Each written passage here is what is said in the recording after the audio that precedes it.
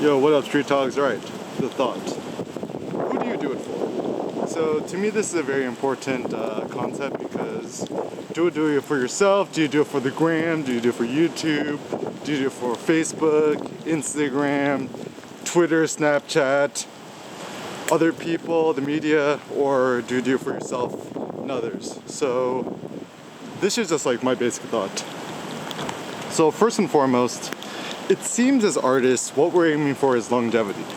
Now, what will last, what doesn't last, I'll tell you my thoughts. Generally speaking, artists who create art to please themselves, generally it seems like their artwork actually has a longer shelf life and it ends up being more interesting for longer periods of time. So for example, Jay-Z's original album, Reasonable Doubt, is an infinite classic, and I think it'll be a classic forever, at least in the context of hip-hop music. Why? Because he really did it like it was going to be his only album for himself. In his last album, and he was already rich. I mean, he was a drug dealer, so he didn't really have to do a drug album. He didn't have to do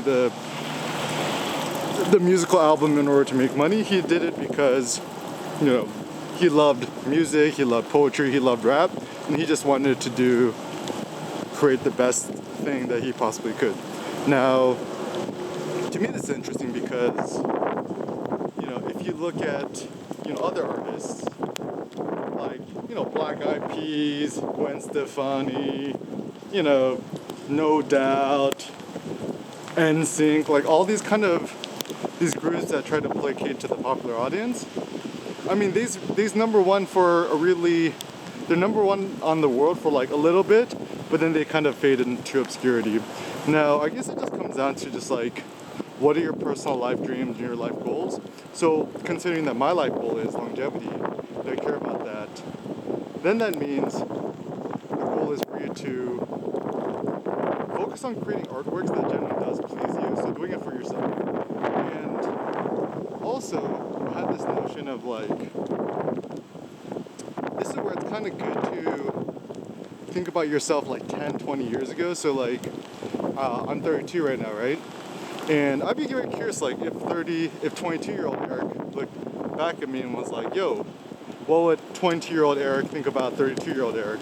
Or what would 12-year-old Eric think about 32-year-old Eric and so forth? And so it does seem that in terms of being robust in terms of just like your thoughts of yourself and stuff like that, the most robust is to let your past self be a judge of your present self. And maybe also think about your future self and how proud your future self will be of yourself now. So this is kind of a case for kind of more towards this extreme individualism where you could really care less about what other people think, but you start to care more about your own opinion of yourself, your own opinion of what you pursued.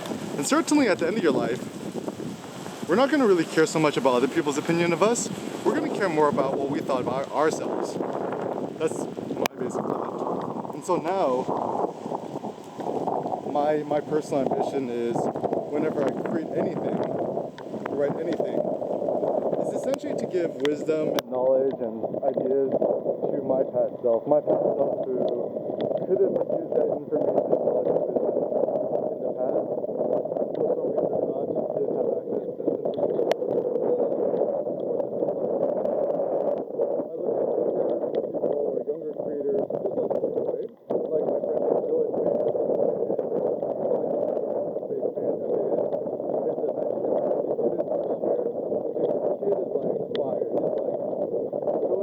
inspirational, motivated, creative, honest.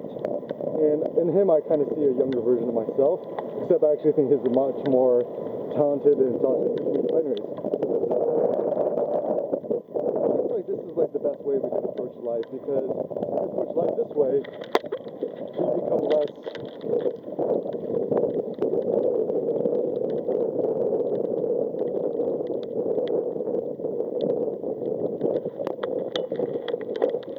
concerned about opinions of others. So even like now, when I'm doing this video with you, I'm just like walking in the rain.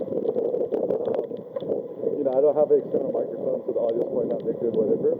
But I'm really doing this, and then it's so funny because a lot of people kind of complain, it's like, oh, the audio sucks, or this stupid blah blah blah. I'm like, yo, I'm not doing this for you, I'm doing this for me.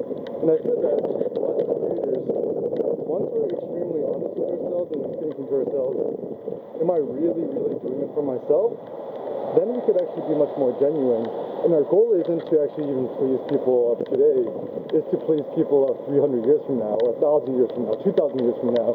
So it seems that like trying to aim for short-term success and short-term life goals is kind of not a wise one, and that we should actually be much more interested in longevity and empowering future generations of humans. So obviously you want to create for today and stuff like that, but still just kind of remind yourself to think long term being the next 10, 20, 30, 40, 50 years from now, because even with COVID-19, it's called COVID-19 because it started in 2019, there might be a COVID-20 or COVID-21 or something we don't even know exists yet. And so my suggestion is think long term, because everything given enough time will come and go, and it's your personal goal for you to create epic artworks to augment your own personal happiness, courage, and know that only one stopping you